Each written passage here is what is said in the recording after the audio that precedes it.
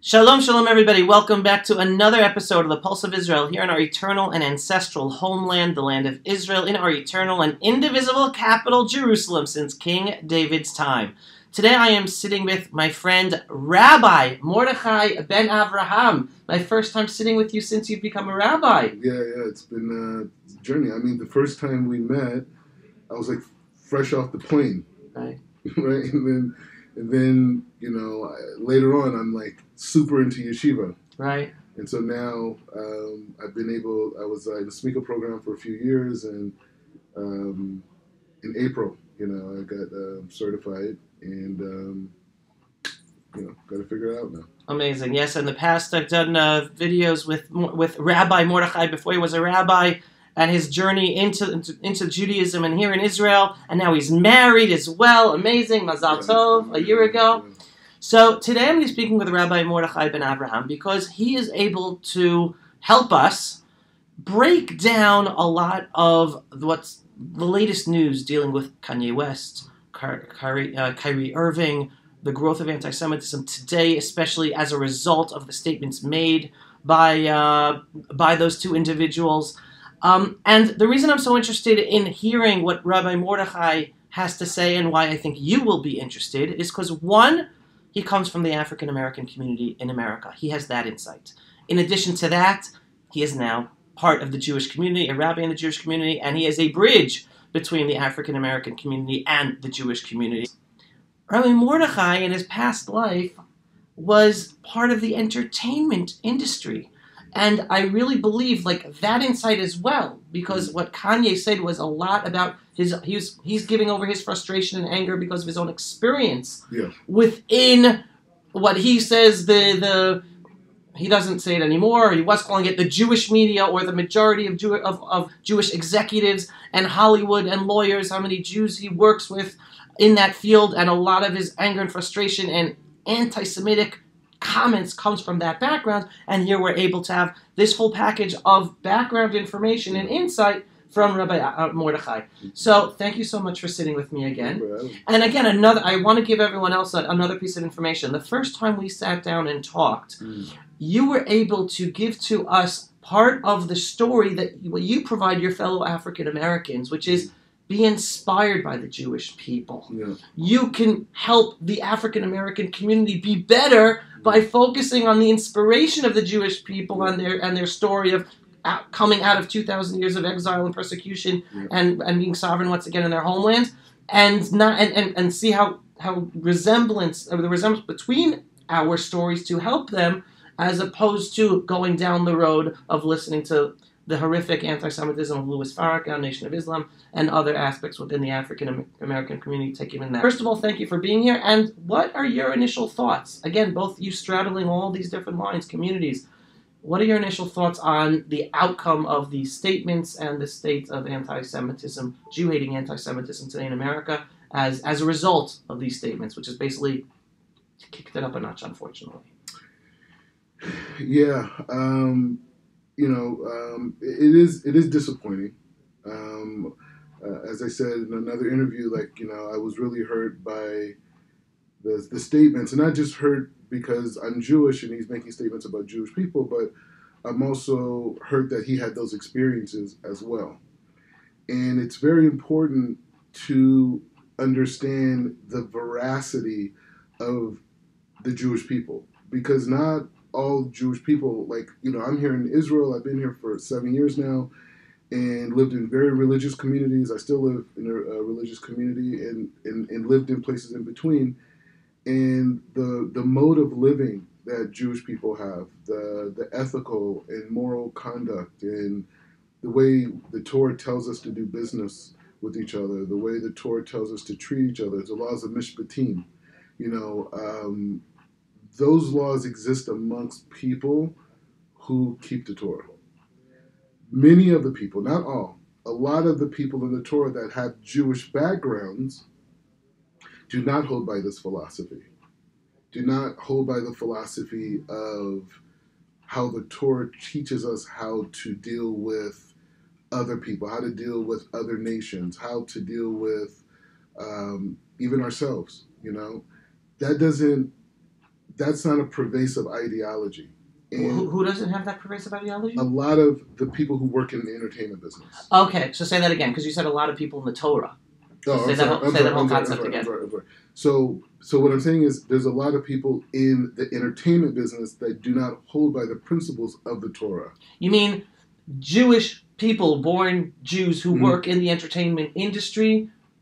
That's what you're referring to. Yeah. Do not hold by the Torah values and live lives according to the values of the Jewish people. Exactly. So a lot of that has created an environment where it could be one particular Jewish guy who, like you had a guy like Bernie Madoff, right? He's not in the entertainment business, but he was in finance. He was not living by the Torah, and he was not expressing Torah values. But a person who doesn't know this veracity of the Jewish people can see that and say, oh, this is how all Jews are, and this is the anti-Semites who created these narratives about Jews. This reinforces it. The same thing with black people. There's a narrative on black people being criminalized and violent and these different dynamics. And if you see a case on television that shows a black person acting that way, it reaffirms this other thought that was created. Right. So in terms of the message that is given off about the Jewish people and black people, it's this monolithic form of collective racism that's put on each of these different groups. And so the media would take a situation, highlight it, maybe even demonize the person who's saying it, but still the highlighting of it, it creates a reinforcement to this other narrative that's been going on for thousands of years. And so what Kanye is saying, that he's dealing with people, he's like, hey, why? He's saying 2 points. 1 point, he's saying like, hey, you are the people of the Torah. Why are you allowing us, or why are you allowing a system to perpetuate where the worst ideas of human existence can be put into our communities?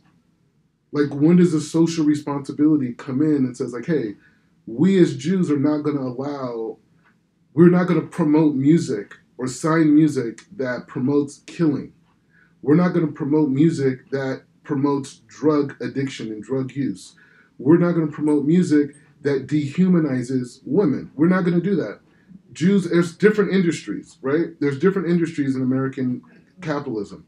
Certain industries, certain ethnic groups, for whatever reasons, have connected to different dynamics. Like, for example, in the black community, you see a lot of hair salons, in like stores, liquor stores, little convenience stores. A lot of Koreans work in that industry.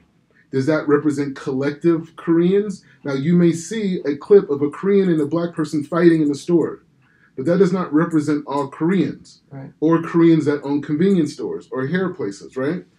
So that idea of saying like, oh, these Koreans are doing this, these Koreans are doing that, that is when it becomes racist and it becomes anti-Semitic. I mean, it becomes racist, but in the frame of Judaism and the Torah and Jewish people, it becomes something connected to thousands of years of rhetoric of Jews and these dynamics. And it's important to even acknowledge how that even came there, because white supremacists have never been able to control Jews as a collective.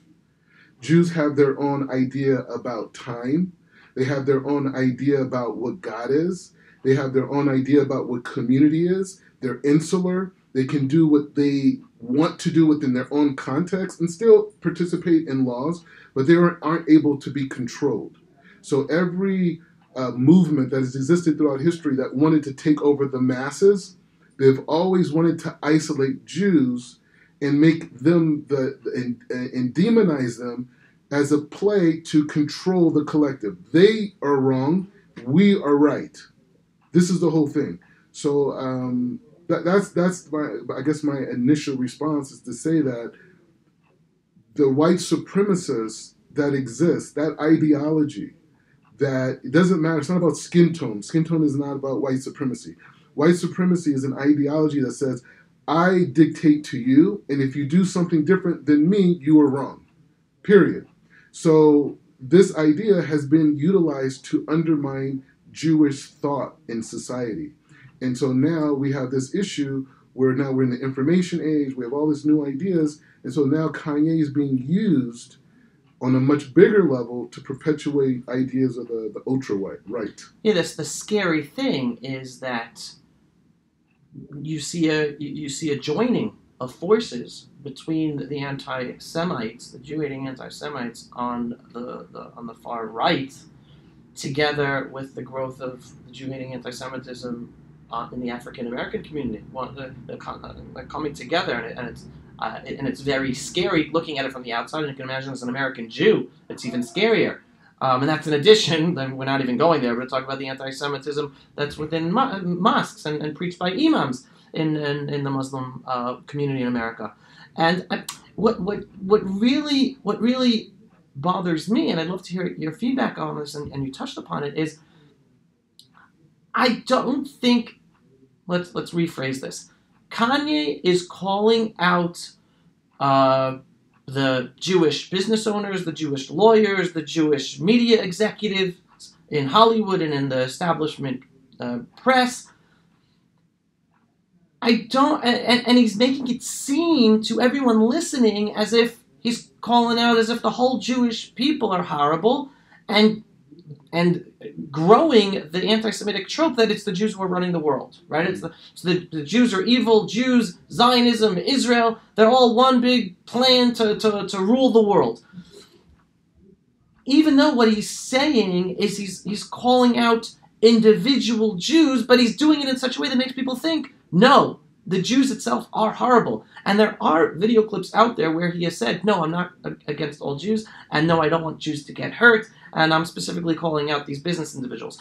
He's not saying that enough, and that's not getting enough play either. And people aren't even giving him the platform to say that because they're just canceling him. Put that aside for a second. But the impact, how would you define the impact upon these statements, even with the nuance that's not really given credence to, but the impact on the African American community today, and they're internalizing the message he's putting out there, as well as Kyrie? Yeah, but the thing about Kanye is, like, I don't think Kanye's statements, because Kanye says a lot of things, and so does Kyrie, right? They're like these type of personalities that say a lot of things. I think the response to his statements is what's creating this anti-Semitic tone. Like, meaning Go for it. Explain. Meaning that, like, expand. Kanye's argument was like this. Kanye's argument, because it's like, I'm Jewish, so the natural thing is to be response, like to be defensive, like to be like, oh, you know what? How could you say that? You're anti-Semites, this whole thing. But let's really like think about, unpackage what he's saying, because what he's saying is not that different than a lot of Rabbanim that we have in terms of the Jewish responsibility to conduct ourselves in a certain way and to not follow the ways of the non-Jewish world in terms of having this predatory approach to dealing with black people or minorities in general. So what Kanye is saying, I can say on a record, oh, I'm going to kill that N-word, and I hate that N-word, and I can, and this B word is nothing, and all these different type of things. That's fine. I could say that. I could talk about killing my neighbor all day long. But if I say something that is against a group of people or against individuals that I have a problem with because I've had an experience, he's talking about this experience, then you get banded and you get shut down. And he's saying, I'm not the first person who said that. There's been people throughout history, Michael Jackson, everybody who said something about the people they were dealing with that were Jewish were put into this box of you're anti-Semite and no one should talk to you, no one should deal with you, and you're a bad person and you're evil and you're like Hitler, right? And he's saying that that's what the response has been. But he's saying, I'm Jewish too. That's what he's saying. I'm Jewish too. Like, I have my history. I'm not against you. It's no different than me being with a black guy in Chicago and me saying something about him. So why is it okay for me to say I could kill a black man, but I can't say that this Jewish guy or this Jewish media has been controlling the black voice and utilizing it for a leftist agenda? That's what his point is. And so what happened after that was the stripping of him and the removing his canceling of him, his canceling his contracts, everything. His contracts. Exactly. So I think the issue is, it's like, as Jews, like, where do we hold with that? Like we're like in terms of our humanness, like where do we hold with that? Like, is it just like, oh, you know what? What's the model girl Hadid, the two sisters? Gigi Hadid, right? She said all this stuff, right? They're anti-Semitic, they're anti-Israel, and they're looked at as stars in the media, exactly, in the celebrity world. And nobody kicked her. No one's canceling. No one canceling. No one kicked them out. Her father gets his account canceled by Instagram every once in a while, but then it goes back up. Like they're total anti-Semites. So the question is, like here, and again, it's very important to understand. Yeah. They are darlings of the progressive left, exactly. And they stand up for Islam and anti-Israel and for the fake cause called Palestine, as opposed to Kanye, who is a proud Trump supporter. So you see the political divide. So that's his point. That's the point. The point is saying that you want to control my voice. So if I'm saying something against the black slave narrative, right, that you've been putting on us and saying you can't deviate outside of the slave narrative. You're supposed to be a Democrat, and anybody who is black is on your side. And it's not about the policies, and it's not about the laws. It's not about the principles that these people hold by. You are black, and they are black, and so therefore you vote for them. And not only that, the ideas that are given by their overlords, right? Their backers, their financial people, that their agenda is also a part of your agenda. And if you go against that agenda, we will put you against the wall and we will whip you, right? Now you can't whip because it's not, it's an accepted thing. But we'll whip you in another way. We will whip your legacy. We will whip your financial stability. We will whip your children and what they're able to do in these types of things. So Kanye's saying, I can say that. And so now he said it. And so this response, so everyone in the black community is like, whoa, Kanye, they're proving Kanye's point. That if you say anything against them, or if you say, when I say them, I'm not talking about Jews. If you say something against this left agenda, you are. But he did call it out as if it's a Jewish agenda. Yeah, but he also referred to it in conjunction with the leftists. Right. The thing is, he didn't do that enough. He didn't do that enough. Yeah, they could focus on the Jewish media. You could take that soundbite and roll it. And again, I know that, and you know that, but the majority don't know that and not paying attention. And again, I want to be clear. I'm not defending Kanye West. Right. Okay, me and Kanye West do not have the same ideas about what the world should be. We don't have the same ideas on spirituality.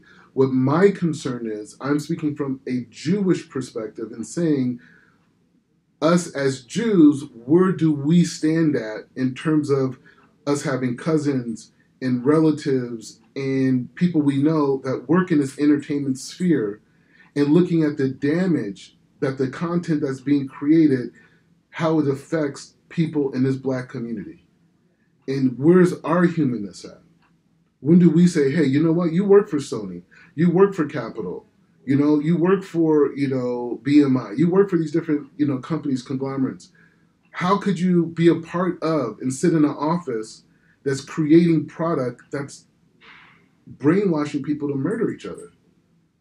And if one of them speaks out against that, right? When I say them, someone from that other culture speaks out against that and calls you out, why don't we first look at, well, what is God's play in this conversation?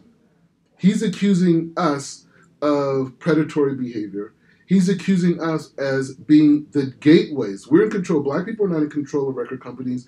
Black people do not own their own TV stations. Black people do not have their own financing entities. They don't do that. Before Jews got to America in immigration, this has existed in American culture. So there have always been second-class citizens. There's always been this denial of their ability to participate on an equal level as a community economically. The black people weren't even allowed to read when the slaves that came here. So it wasn't just that they couldn't read the text. The point was, you're not allowed to have as much information as we do, right? So we're not in that position as a community to have that type of authority to dictate what we see. My great-grandparents were not gang members. They weren't selling drugs. They were hardworking people that went to work, put food on the table. They had their family. They went to church. The civil rights movements, which were all peaceful, were funded by black families that were working. Peaceful protests changed the whole world. Now there is no family. Now, 12-year-olds are walking around killing each other for a pair of Jordan tennis shoes. The school systems are a pipeway to prison. Prisons are now privately owned entities. And the same record companies are in the same conglomerates. The people who own these parent companies, they own record companies, they own construction companies, they own prisons, they own other products, they own a plethora of things. The music is feeding the prison system. Jews are not in control of these conglomerates. They're just working at the label, doing what the overlord is saying. Oh, well, we need this type of product, like news networks. News networks get big news networks like CBS, NBC. Yeah, CNN. but they're part of conglomerates. Viacom, Yes, Disney. some of the rest of these types of things, right? So they get a memo and says, we want to run this story like this. That may go out to 15 different outlets. Right. And they're going to run stories like that. Right.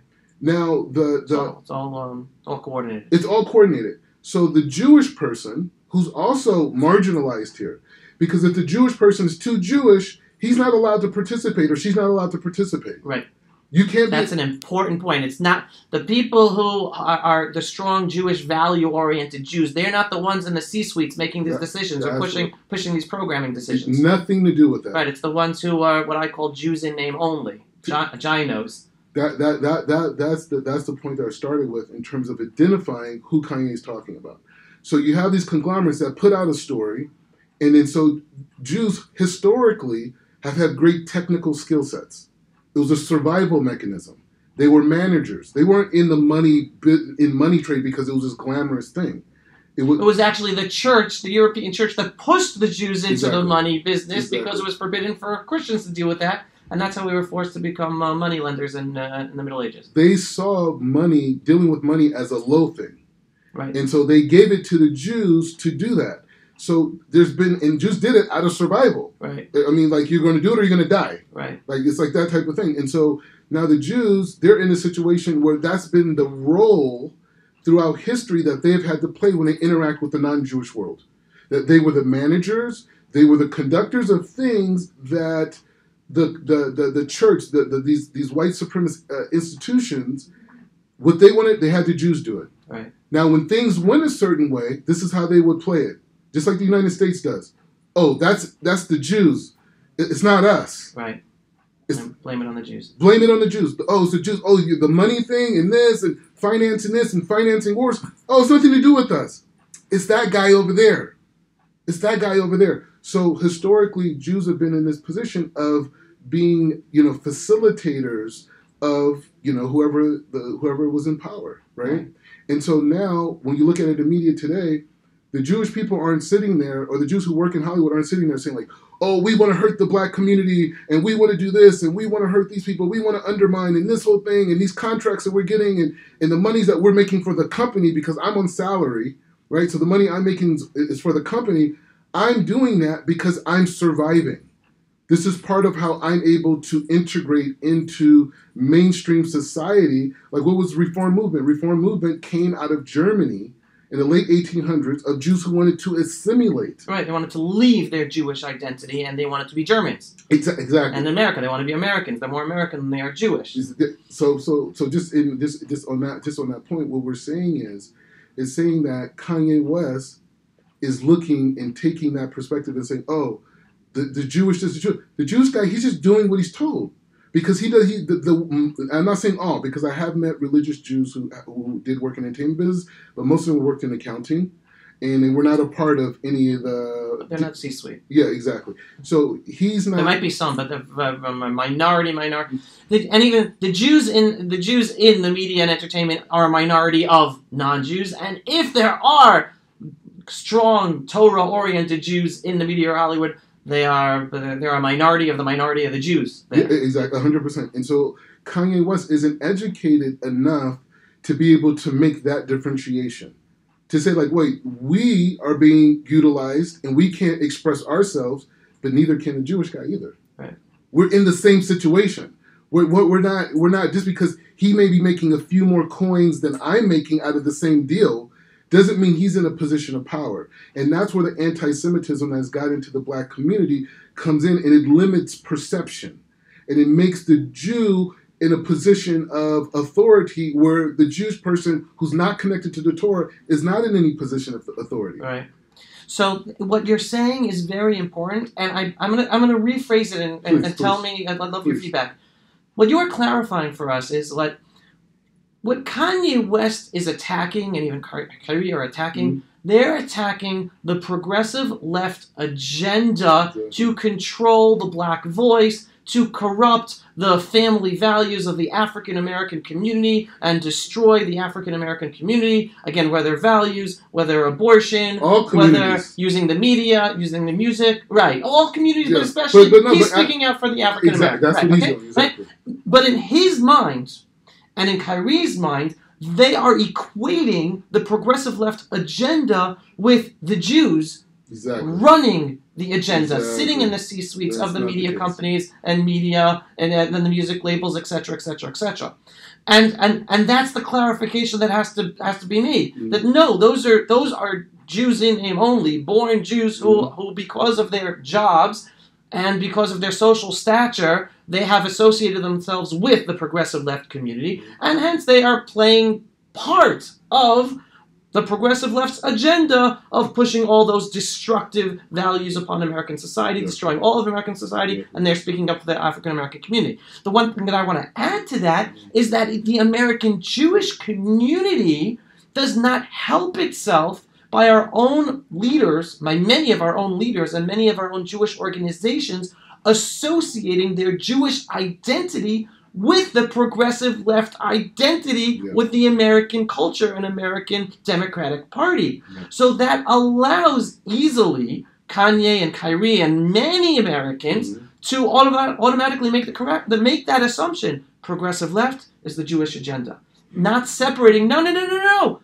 The Jewish people do not stand for the progressive left agenda. Not only that, the Jewish people are against the progressive left agenda because it's about the Torah, because it's about destroying Torah Jewish values. The world's values. Exactly, brought that we are representative to bring to all of humanity. Exactly. And they don't have enough knowledge to separate and go, oh, Kanye's really just calling out the progressive left, but he just thinks that because Jews are in the C-suite, it's because they've been indoctrinated. We've been indoctrinated to see that not just them, even say whites in the South, in the Midwest, they see what's happening too.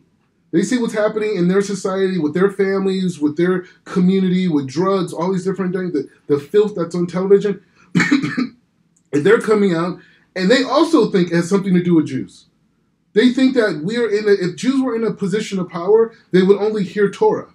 That's the reality. So you're seeing a fragment of the low-hanging fruit. And the thing is, I have compassion for those Jews that are in the entertainment business because many of them, their ancestors were raped, their ancestors were beaten, their ancestors were almost killed if they participated in Judaism.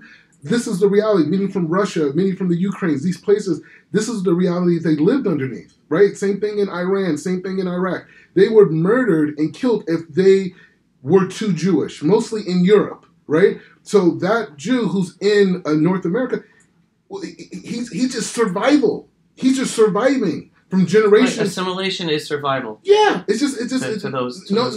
nobody with a Jewish soul would not want to keep Shabbat unless they've been indoctrinated and abused and traumatized as it relates to their Jewish observance in their survival. That's it. It doesn't exist. So the conversation has to elevate to see that, hey, you know what? The Jewish guy who's working inside that office, he is being victimized. And his victimization has been going on way before there was plantations in America in terms of his ancestry. The Jewish person who has nothing to do with this, who's religious, who's now part of this, is being victimized. The African American who is receiving this information and it has a limited scope. Like the word Mitzrayim means narrowness. That's what it means. Right. So God took us out of Mitzrayim means he took us out of a limited, narrow perspective. Right? So Mitzrayim is Egypt when God took us out of slavery from Egypt, and Tsar within the word Mitzrayim, Egypt in Hebrew, is narrowness. That's Yes. what Rabbi Mordechai is referring to. Thank you. The shorsh. And so, the point is just saying that in the black people, and then you have whites, they're also seeing these what they call tropes, these anti-Semitic tropes. Again, this goes back to what we said earlier. The money changers the Jews were put in that position by the churches to manage money because they felt they were too pure and righteous and holy to deal with money, and so therefore they put people who they thought were lower than them in charge. So whenever there was issues with money, say the church came up with new taxes, or there was some type of confiscation of land or property, whatever, they would blame it on the Jewish people. If there was a problem with the government, whether it was corruption and money, whatever, they would say, "Oh, it's because of the Jews." And whenever the church or governments did not want to pay Yeah. Jews back for Yeah. the money that they borrowed, well, they'd institute pogroms, they'd kill them, or they just wouldn't pay them. And again, this is all part of the history you're referring to of anti-Semitism. Like how you're going to the root of how money and the Jews' involvement with money all comes from an anti-Semitic, a Jew-hating perspective. All that. So I want to ask today, Yeah. if leaders of Jewish organizations come to you, the Jewish community in America come to you, they say, Rabbi Mordechai, give us advice. How are we supposed to deal with this moving forward? How do we deal with this properly, both to educate the Jewish community on how best to compartmentalize what we're experiencing with this growth of anti-Semitism as a result of these comments coming from these two major celebrities within the African American community, and also how to deal with those who are listening to Kanye and Kyrie, and even Kanye and Kyrie themselves. What advice would you give them on how to move forward from here for the benefit of both of our communities? It's a lot of dynamics to it, but I would say that we need, as a Jewish community, we need to communicate to the world that we are shunned out of society and we've been murdered. We the Jewish people. We the Jewish people have been murdered and abused for being our religious observance. Our authentic Jewish identities. Our Jewish identities. That's what it is. So that is what makes us special in the world. That's what makes us unique. God created the world for these mitzvahs to be brought into reality, right? And we have the responsibility out of all the nations in the world to keep this. When we separate from that, we can be influenced by other agendas and other ideologies that are counter to us. So we need to have an open form of discussion and saying like, hey, it's not Jewish, it's not Torah to support the degradation of another community in the arts. We make that statement. Now, if that other guy goes and gets a job and he wants to do whatever he wants and he had a grandparent that was Jewish, whatever, that's on them. But we as a community do not support that, and we do not even want money from that. We do not want the donations from people who work in these spheres where corruption and negativity and anti-Torah values are being expressed to the masses. That's not who we are, okay? So if you have an issue with an individual, that's them. But this is not us Jews. We do not have anything to do with that. It's important for that to be known. And with that being said, we also need to educate that we have been resistors to white supremacy. So white supremacy has used us to be cannon fodder for their agenda, blaming it on us. We don't got that type of power. Or there would have never been a Holocaust. Or there never would have been the issues in Russia or the issues in the Middle East. It never would have happened if we had all this power. Israel would have the best PR in the world if we truly controlled the media, right? So that's not the case. So they're running a game on you guys, and they're running a game even on us. And they're making us fight while they continue to perpetuate their power that's been going on since the Middle Ages. Right.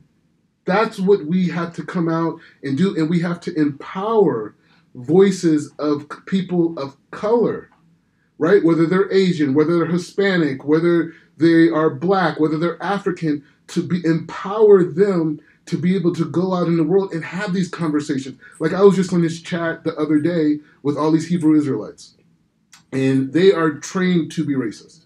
They're trained to keep black people away from truth. That's their job. And I'm not talking about the people who follow these things. I'm talking about their leadership. Mm-hmm. They're trained and indoctrinated to keep black people away from the truth, and they want to control and organize them like a new nation of Islam. But I go and talk to them, right? So this is the interesting thing. So I said they were talking about, they started talking about Israel because they know I was in Israel. Oh, Israel, and, Israel's doing this, Israel's doing that, blah, blah, blah, blah. Israel's taking all this money from the United States every year, blah, blah, blah, blah, blah. And I said, hey, you know what? I said a lot of that money that Israel receives is for defense because they're surrounded by enemies.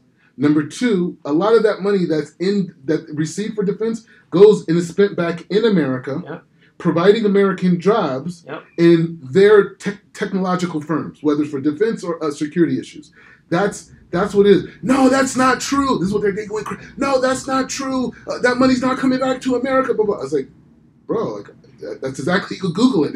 You could look these things up. It's there. So the point is saying that there is still hope for us to be who we are supposed to be. And when I say we, the people of the Torah, to be able to say, hey, you know what? I've been doing a lot of research. A lot of black people that were in the transatlantic slave trade came from Africa. And a lot of those people who came from Africa were Jewish tribes. Jewish African tribes, and specifically the Igbo tribe. The Igbo. These people, so many of us African Americans genetically come from this. We lost our ways, hundreds of years reprogramming by white supremacy, right? They don't want us to know who we are. They don't want us to know our background. All we were slaves.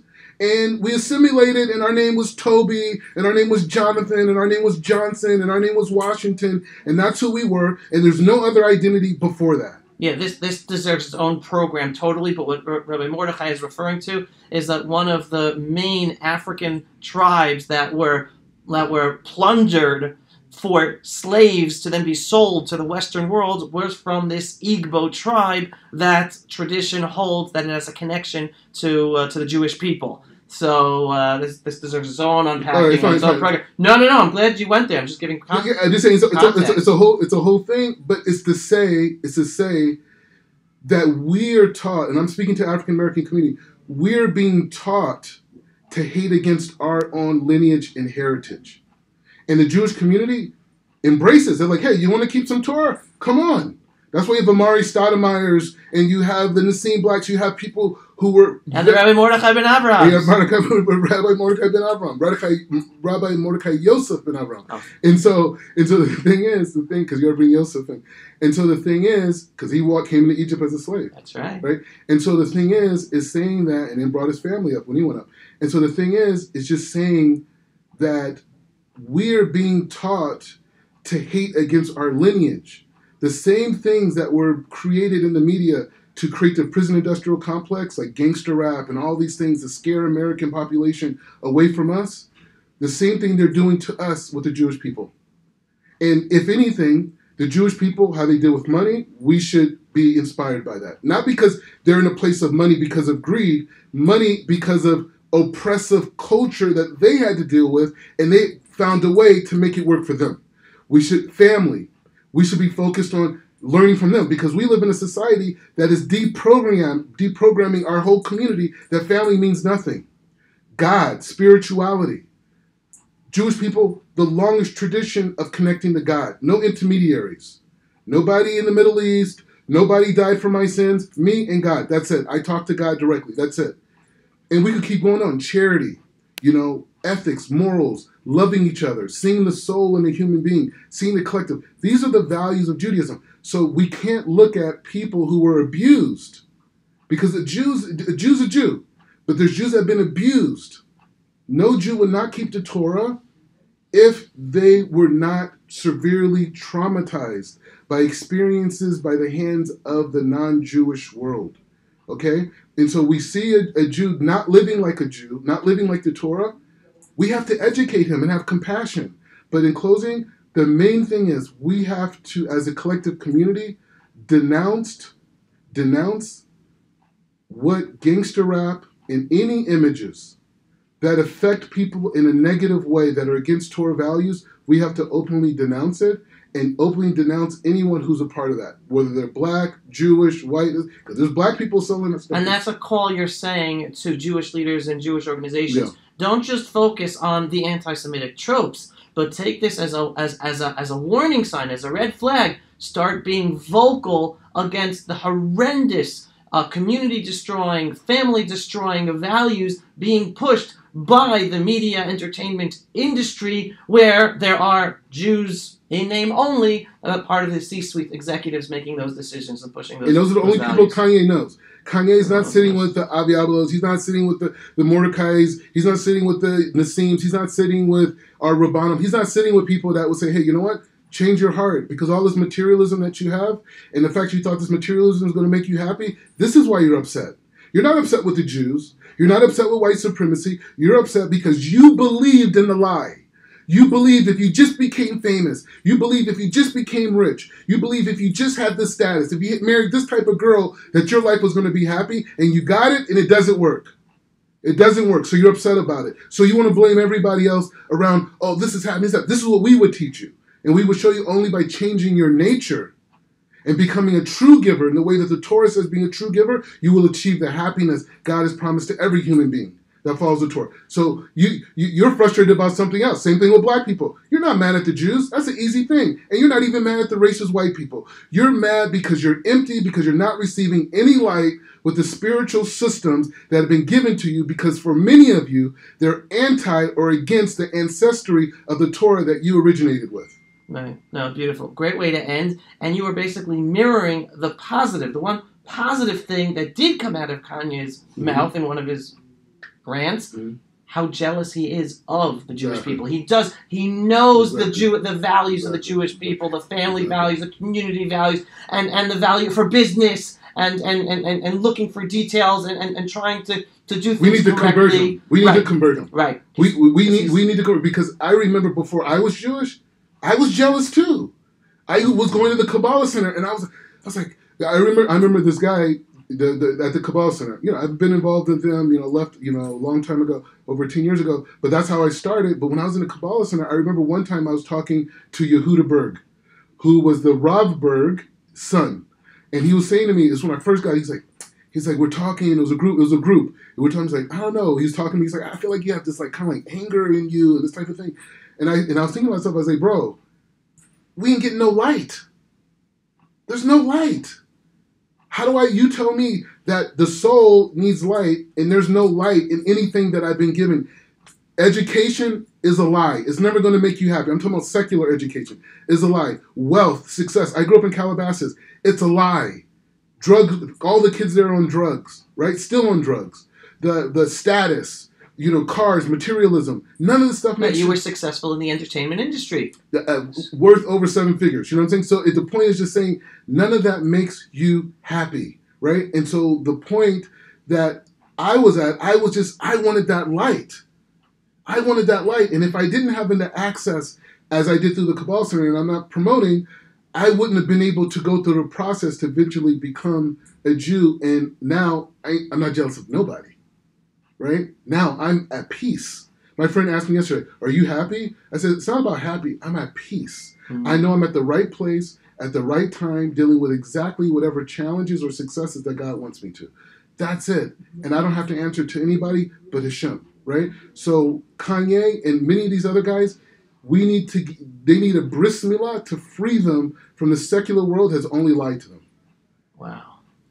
Of Mordechai Yosef ben Avraham, it is such a pleasure once again talking to you, specifically about this issue. I mean, I hope everyone is enjoying hearing Rav Mordechai Yosef's insight into this, specifically regarding his background, where he comes from, entertainment industry, connected to the African American community, and today a Jewish rabbi here in the land of Israel. Very, very important insight. Thank you so very, very much. All right, and praying for peace. Amen. A true inner peace, right? Amen. An inner peace for every Jew, for every African American, for every single person, and then for our communities on the communal level, to find that peace, to have the correct conversations, to empower one another and help one another get out of the secular progressive agenda that is really about destroying our souls and destroying the inner peace without us. So everyone, pray, do your part, and the first thing you can do, share this video, because this is really important insight that is not getting out there any other channels. So that's how you can do your part for right now and continue from there. Signing off from the eternal and ancestral homeland of the Jewish people, the land of Israel, here in our eternal and ancestral and indivisible capital, Jerusalem, since King David's time. This is Avi Abel for the Pulse of Israel. Pulse of Israel, frontline videos from the Holy Land. Support our work by donating today.